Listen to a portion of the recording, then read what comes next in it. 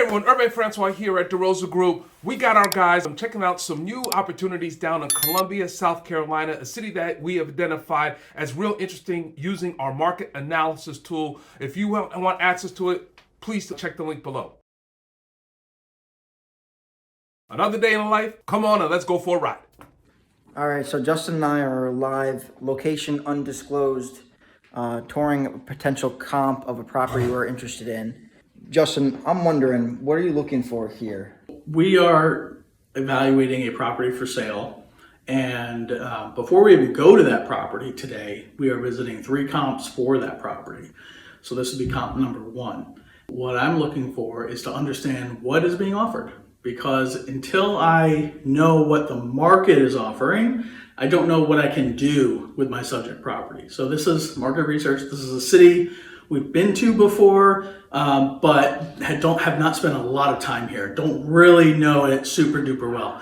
So we're here just trying to learn it, trying to literally tour the units, meet the staff, meet the people, meet the management companies, and get an idea of what's actually happening on the ground here. So what are you noticing so far? yeah, so we talked to the manager here, and what's interesting is that this building that we're in had a fire. So they've totally rebuilt this entire unit semi-recently.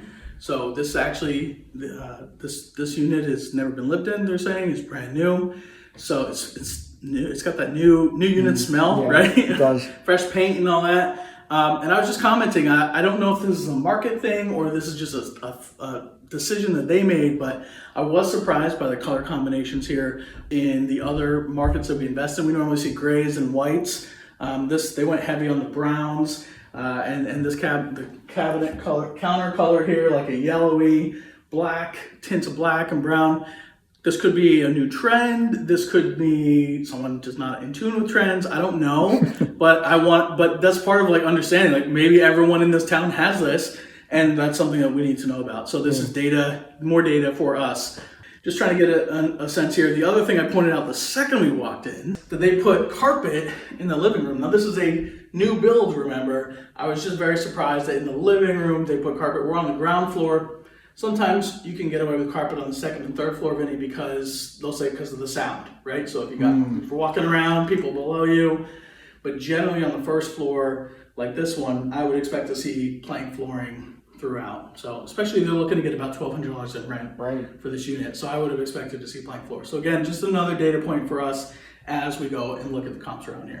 All right, Justin's chauffeur for today. I was chauffeur the last time we did this. So Justin, tell us what are we doing here today? What got us out of our respective hometowns and hitting the road? Any day I get to hang out with Vinny is a good day in my book, I'll tell you that. We did just have a lot of Mexican food. So we are doing one of my favorite things, which is driving properties. So Urbe has identified a few properties for sale in a town fairly close to both of us, and so Vinny and I hit the road to come to this town. Now we don't know this town super well, so we are not only touring the properties that are for sale, but touring the comps to those properties.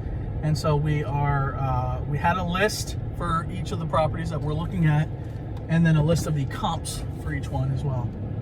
And so it's just a game of driving the neighborhoods, driving the properties, going up, talking to staff. We just had a great conversation. Yeah, we roll up to this property and see some people outside the office ready to ask some questions, and just hopefully, right, we're looking at some comps, right? So we want to find out as much as we can about the competitors and make sure that our underwriting is going to align with the potential of the property. So who's there? None other than the regional property manager, which if you're not familiar, a lot of times these property managers cover a small region of sometimes the nation. And this property manager was in from Atlanta. And she was there with the on-site property manager and really like gave us the grand tour. Had us pull out a map, told us street by street what to avoid, what properties are good, who owns these properties, and the different things to worry about. And so it was amazing seeing that type of market just knowledge. We sometimes have some debates on like, what story do we tell when we're walking into a property? Yeah. I tell the truth. So we walk up. Now there's two or three people from the office standing outside the office, and that can be intimidating. But we walk up and say, "Hey, you know what? we're looking at some properties for sale in the marketplace here, and we don't really know this town. Could you tell us a little bit? Do you guys have a model we could look at? We're really just trying to understand, what the market looks like for comps and what rents you guys are getting. And that really disarms them, because sometimes they'll think, oh, are you talking about our property? And no, first thing you want to get out of your head is, no, I'm not looking at your property. We're looking at this other property up the road. And then they kind of open up. And some people don't, but these folks were great. They opened right up, started chatting. Turned out we knew a few of the same people. This industry is fairly small, so they worked for a company we had used in the past. The owner of that property is somebody that we know of. So you kind of find some common ground. You have a conversation, and the staff over there was amazing. So as Vinny said, they started sharing neighborhoods. They started telling us. So we kind of got comfortable enough with them that we went ahead and said, okay, well, here's the property we're looking at. Can you tell us about it? And we got some good information from them. They definitely told us about it. They told us about it. They were not shy. And you know what? Managers know, assistants know. They know what's for sale in the market, because if they're doing their job, they've shopped those properties because their target market shopping the same. They want to know what other rents are being asked for and what amenities are being offered and what their units look like. So everybody kind of knows everybody is what we find when we go to these markets. So we want to learn what they know. So that's kind of our hack.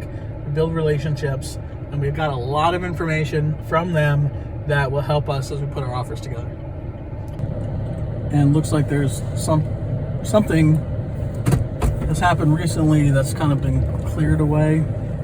You see there's like 18 inches or 2 feet of grass away from the building. Oh, yeah. So I don't know, maybe they recently did some work there. Ideally they would have put like a French drain in or something. Right. Because there's no gutters. Actually. So I'm literally following the gutter up, the downspout up to see the gutter, and then I said there's no gutter, because there's no gutters. Normally what you would see is, see that gutter over there? Yeah. It could be tied into the flat roof. There could be a drain from the flat roof going Maybe through. it turns into the... Normally, I think it just cut. it's just cut. What do the people think? Yeah. I think it's just cut. I think it's just cut.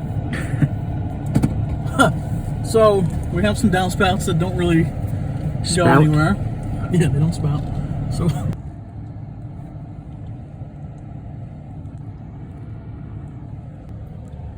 Maybe some street lights. See the back porch lights, but...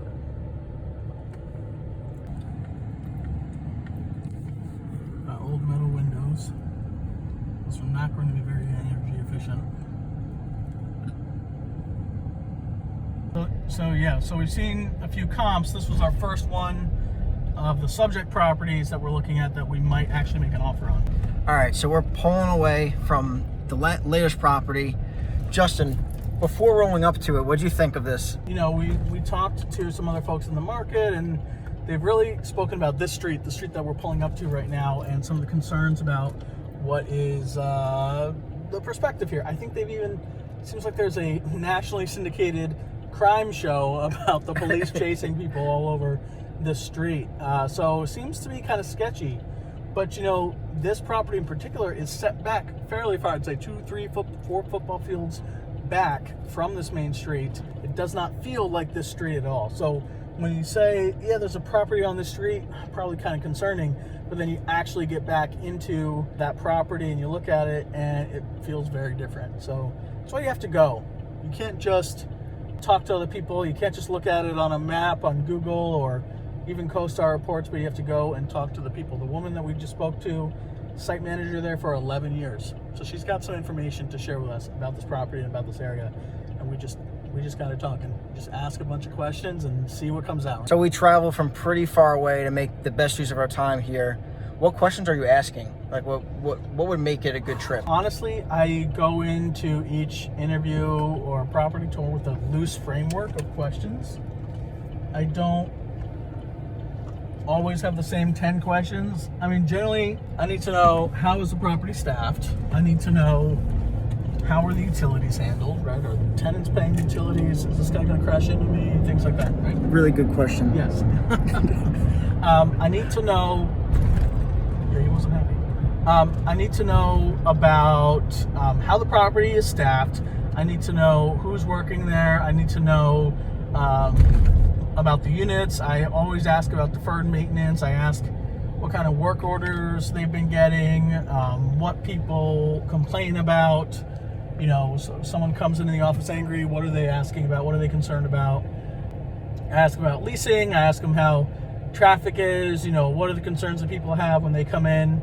I want to know what they think their comps are. So what properties are they viewing as their competitive properties? I also want to hear from them. Like, what opportunities do you see here? That was my favorite question. Right? For sure. What do you love about this property? What do you wish you could change about this property? It's got to be as many open-ended questions as possible. And sometimes I ask questions I already know the answer to, or that the broker has already told me about. How many units? Even a very basic question like that. Sometimes you get different answers.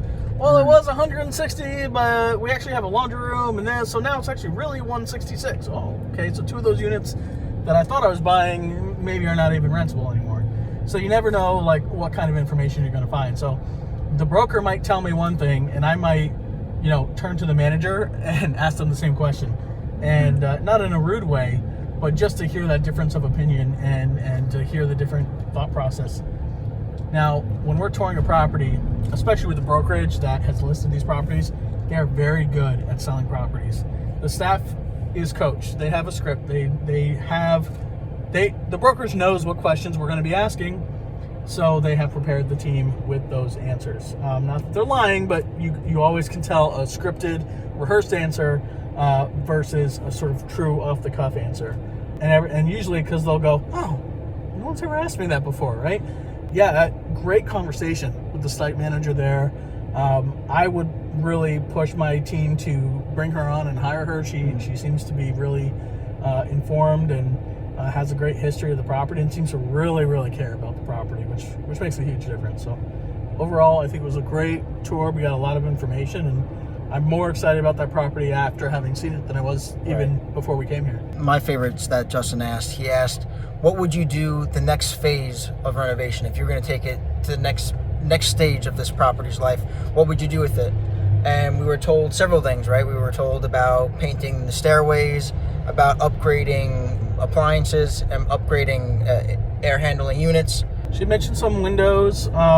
She didn't have a ton there. I picked up a few things. There's these kind of old... the gutters. The gutters, general appearance things, but overall, property was well kept, and doesn't seem like there's a ton of deferred maintenance. Usually, the site team has been asking ownership for something. Well, we really would love to do this. We'd really love to put in a dog park. We'd really love to, fix this problem or that problem. The wish list projects, but she didn't have a ton. So that's where I go back to. They're also well coached. Like that. Right. That same list, is a list that they've gone over with the broker ahead of time. It's a nice list. A lot of these items that she gave to us are items that you couldn't charge for.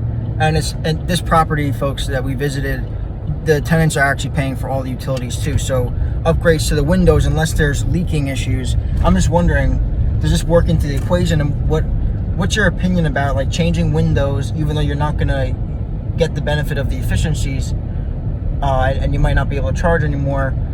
How do you weight making decisions like that in your renovation budget and CapEx budget? For us, it comes back to our approach and the brand that we have and the type of product we put out on the market. We always talk about, number one, properties have to be safe and secure.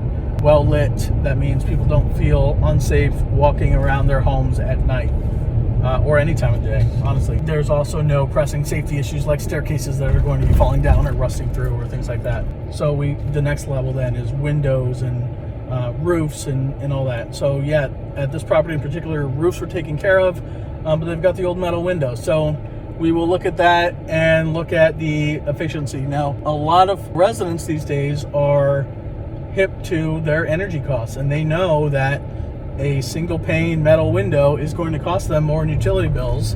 And at that property, tenants pay all utilities.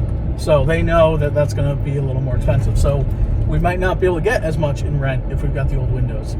There's also an appearance factor that goes into it as well, which makes the property look great. Fresh set of vinyl windows makes the property look amazing. Things like landscaping, things like appearance, you can't necessarily put a dollar amount. It's not that if I put new flowers in, I can charge $20 more per month, but it also does make folks feel like they're part of a community, which means they might stay a little longer. They might take that rental renewal without as much of a fight, or maybe they're just not going to shop other properties because they're happy where they are. So all that goes to long-term resident retention. Hey guys, I hope you really enjoyed that video from Vinny and Justin. Another day in the life. Please don't forget, market analysis tool, click the link below. Like this video, subscribe to this channel if you like what we do here.